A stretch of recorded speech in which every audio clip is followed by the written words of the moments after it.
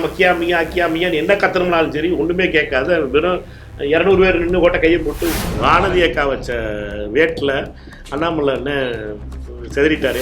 அவர்களை திட்டி, அவர்களை ஏளனம் செய்து, அவர்களை உதாசீனப்படுத்தி செய்வது என்பது நியாயமாக இருக்குது. ரொம்ப வியப்பாக இருக்கிறதுல அந்த குசும்பு, கோயம்புத்தூர் குசும்பு அவருக்கு ரொம்ப உண்டு. அதனால் அரசியலில் கூட்டணிகள் நாங்கள் அதே இடத்துல தான் இருக்கோம்.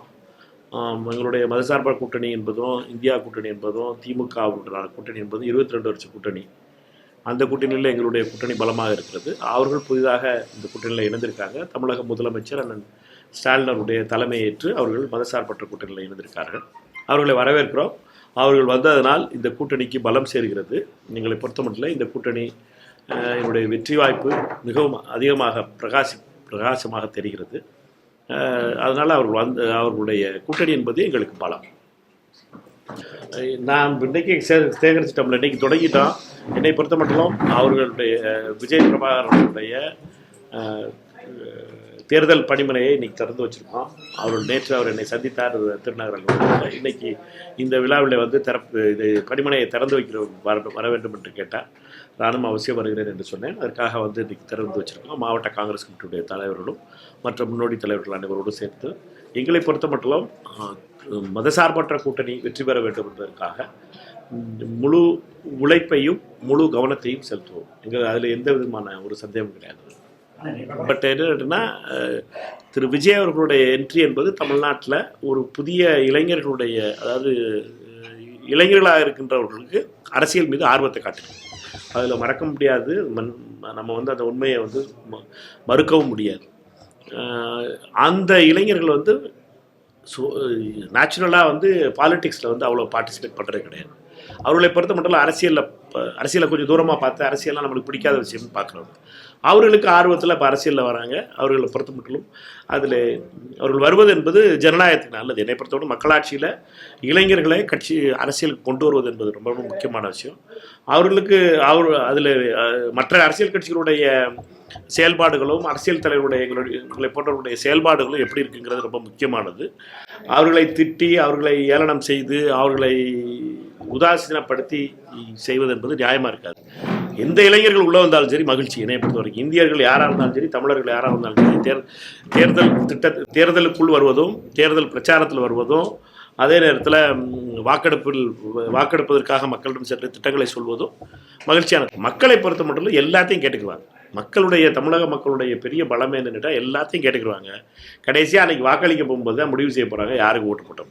நம்ம ஓட்டு போட்டு வந்தோடனே நீங்கள் யாருக்கு ஓட்டு போட்டு இருந்தீங்க, நான் அக்கா அப்படின்னு யார்கிட்ட வேணாலும் கேளுங்க, ஒரு சிரிச்ச முகத்தோட நான் ஓட்டு போட்டேன், யாருக்கு ஓட்டு போட்டோமோ போட்டு பண்ணிட்டேன் அப்படின்னு சொல்லுவாங்க. இதுதான் தமிழ்நாட்டுடைய பலம். அதனால் என்னை பொறுத்த மட்டும் புதிய கட்சிகள் வருவதும் புதியவர்கள் கட்சியில் சேர்ப்பது என்பது இந்த மக்களாட்சிக்கு பலமாக இருக்கின்றன. இளைஞர் அதாவது கட்சிகள் ஒவ்வொரு தலைவர்கள் ஈர்த்து வருவதும் பார்த்து கொண்டு இருப்பதும் வேறு. ஆனால் இப்பொழுது வந்திருக்கிற இளைஞர்கள் என்பது யூஸ்வலாக 17-18 வயசில் இவ்வளவு பெரிய ஆர்வம் அரசியலில் ஒரு காட்டுவது என்பது ரேராக நடந்திருக்கு. அரசியலில் இருக்கவங்களுக்கு மேலே சிலருடைய கொள்கைகளாலும், சிலருடைய நடவடிக்கைகளாலும், சிலருடைய பேச்சாலும், குடும்பங்களாலும் அரசியலுக்கு வருவது என்பது, அரசியலை கூர்ந்து கவனிப்பது என்பது நடக்கும். இப்படிப்பட்ட என் பிளாக்காக ஒரு செட்டு வந்து அரசியலுக்காக கூட்டத்தில் நின்று பார்க்குறதும், அரசியல் தலைவர்களை பார்க்குறதுக்காக வர்றதும் முதல் தடவையாக இருக்குது. இது நீண்ட நாளுக்கு அப்புறம் நான் பார்த்ததில்லை. எனக்கு 51 வயசாகிடுச்சு, நான் பார்த்ததில்லை. அதனால் ரொம்ப இது வந்து ஒரு மக்களாட்சிக்கு ஒரு முக்கியமான விஷயமாக நான் பார்க்குறேன். அண்ணாமலை வந்து அவர் சீட்டை தேர்தலில் நிற்கிறோம்னு அவர் கேட்டதுக்காக அவர் கேட்கலையான்னு கேட்க சொல்லுங்கள். கோயம்புத்தூர் வடக்குக்கு அவர் நிற்கிறோம்னு தேர்தலில் நிற்கிறோம்னு சொன்னார். அக்கா வானதி அக்கா வச்ச வேட்டில் அண்ணாமலை என்ன செதறிட்டார். ஏன்னா அவர் தெற்கையும் வடக்கையும் கேட்க சொன்னார். அவங்க வடக்கை மட்டும் வாங்கிட்டு வானதிக்குன்னு சொல்லிட்டாங்க. இப்போ அவரால் எதுவும் பேச முடியலை. ஒரு பெட்டரான சீட்டு வாங்கணும்னு சொல்லி எல்லா லாபியும் பண்ணி பார்த்தாரு. ஒன்றும் ஒர்க் ஆகலை. கொடுத்த சீட்டில் போய் நிற்க சொன்னாங்க. கவுண்டம்பாளையம் கேட்டார், கவுண்டம்பாளையம் கொடுக்கல. அதனால் அவர் என்ன பண்ணாருங்கிறதுலாம் நம்மளுக்கு தெரியும். அந்த பிரச்சனைகளை பற்றி பேசிட்டோம். புதுச்சேரியில் ராகுல் காந்தி காலையில் 11 மணிக்கு வர்ற பிரச்சாரம், அதுக்கடுத்து 4 பிரச்சாரத்துக்கு அவர் போகணும் கேரளாவுக்கு. தமிழக முதலமைச்சருக்கு தமிழ்நாட்டில் பிரச்சாரத்துக்கு பண்ணிட்டு சாயந்தரம் பிரச்சாரத்துக்கு போனோம். இந்த மினிமம் இது கூட தெரியாத மாதிரி அண்ணாமலை பேசுவது என்பது ரொம்ப வியப்பாக இருக்குது. இல்லை அந்த குசும்பு கோயம்புத்தூர் குசும்பு அவருக்கு ரொம்ப உண்டு, அதனால் பேசுகிறாருங்கிறது தெரியும்.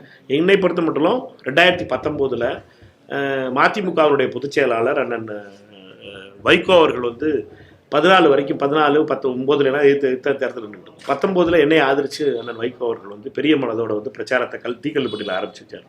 அதனால இது கொள்கை கூட்டணியில் வருகின்ற கூட்டணி சேர்ந்ததுக்கப்புறம் இதெல்லாம் நாங்கள் மறந்துடுறது. போன தேர்தலில் என்ன வச்சுக்கிறதுலாம் மறந்துடுறது. ஏன்னென்றால் பொது நன்மைக்காக ஒரு திட்டத்தை வச்சு கூட்டு போகிறோம்.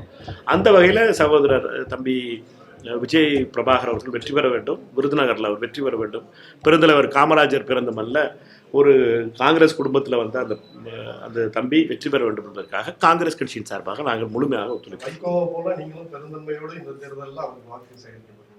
அவசியம். அண்ணன் வைகோவிடம் கற்ற நல்ல பழக்கங்கள் இதுவும் ஒன்று.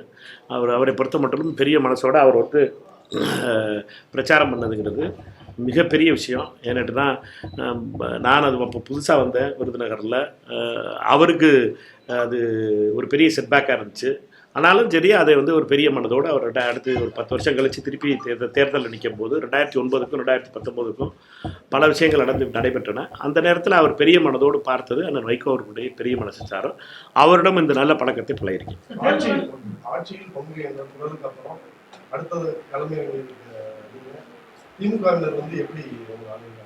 திமுக அதே கொள்கை என்பது எங்கள் கட்சிக்குள்ளே பேசுகிறது. காங்கிரஸ் கட்சிக்குள்ளே என்ன நாங்கள் எங்களுக்கு வேண்டும் என்பது தலைமை முடிவு செஞ்சதுக்கப்புறம், வேட்பாளர் முடிவு செய்ததுக்கப்புறம் நாங்கள் எப்படி தலைமை சொன்னது முடிவு கிராஸ் பண்ணி போயிடுறோமோ, தலைவர் கார்கே அவர்கள் முடிவு செய்ததுக்கப்புறம் என்னை பொறுத்த மட்டும் ஆட்சியில் பங்குங்கிறத தலைவர் கார்கே அவர்கள் இதோடு நிறுத்திக்கிடுவோம், தேர்தலில் ஒழுங்காக பார்ப்போம், நான் முடிவு பண்ணிட்டேன்னு சொன்னார். ரைட், மகிழ்ச்சி. தேர்தல் ஒன்றா பார்ப்போம், இந்த கோரிக்கையை கிடப்பில் போட்டுருவோம்னு அவர் சொன்னார். தலைவர் கார்கே அவர்கள் என்ன சொன்னாரோ அது இப்படி செயல்படுறோம். ரொம்ப முக்கியமானது என்னட்டுன்னா, மாநிலங்களுடைய இதே ப்ரொபோஷனலாக அவங்க இன்க்ரீஸ் பண்ணுறாங்க. என்ன 545 இடங்கள் இருக்குது, அதில் 272 இடங்கள் அதிகரிக்கிறாங்க. 50% எந்தெந்த மாநிலத்துக்கு எல்லா இடத்துக்கும் ப்ரொபோஷனேட்டாக நாங்கள் கூட்டிடுறோம்னு சொல்கிறாங்க. 545 272 இடங்கள் கூட்டிடுவோம். அப்படின்னா தமிழ்நாட்டில் எப்படி இருக்குது? 39 இடங்கள் இருக்குது, 20 இடங்கள் சேர்த்துருவோம், 59 இடங்கள் கூட்டிட்டு முடியாது. இது பார்க்குறதுக்கு கவர்ச்சியாக இருக்குது. அடேங்கப்பா 59 இடம் வந்துருப்போம், 39லேருந்து 52 பேர் நம்மளால் போயிடறானா அப்படின்னு நம்ம நினச்சிட்டு இருக்கோம். இதில் தான் இருக்குது அவங்களுடைய அரசியல். என்னன்னு கேட்டிங்கன்னா, உத்தரப்பிரதேசுக்கு 80 இடம் இருக்குது, 120 இடமாயிரும். இதுதான் அவங்களுடைய அரசியல். மகாராஷ்டிராவுக்கு 48 இடமா இருக்கிறது, 24 இடம் கூடி 72 இடமாயிரும். கடைசியாக பார்த்தீங்கன்னா தென் மாநிலங்களுடைய அதிகரிப்பு நம்பர் எப்படி இருக்குன்னு கேட்டிங்கன்னா 66 நம்பர் கூடியிருக்கும். 66 நாடாளுமன்ற உறுப்பினர்கள் கூடியிருப்பாங்க. வட இந்தியாவிலேருந்து 200 நாடாளுமன்ற உறுப்பினர்கள் கூடியிருப்பாங்க. 200 பெருசா, 64 66 பெருசா இந்த சபைக்குள்ள உட்காந்துருக்கும் போது. அப்புறம் நம்ம கியாமியான்னு என்ன கத்தனம்னாலும் சரி ஒன்றுமே கேட்காத வெறும் 200 பேர் நின்று ஓட்ட கையை போட்டு எந்த சட்டமாக இருந்தாலும் தோத்தல் கிடைக்கும். இதைத்தான் நாங்கள் சொல்லிகிட்டு இருக்கோம். இது விவாதிக்கப்பட வேண்டும். யாரிடமும் விவாதிக்காமல் சட்டத்தை சைலண்டாக வச்சுருந்து சில அரசியல் கட்சிகளை மட்டும் கூப்பிட்டு தனித்தனியாக பேசி அமித்ஷா கொண்டு வர சட்டம் என்பது ஏற்றுக்கொள்ளப்பட மாட்டாது. இதை எதிர்த்து காங்கிரஸ் கட்சி நிலையை எடுத்திருக்கு. அதே நிலையை இன்று தமிழக முதலமைச்சர் எடுத்திருக்கார். அதை வரவேற்கிறோம்.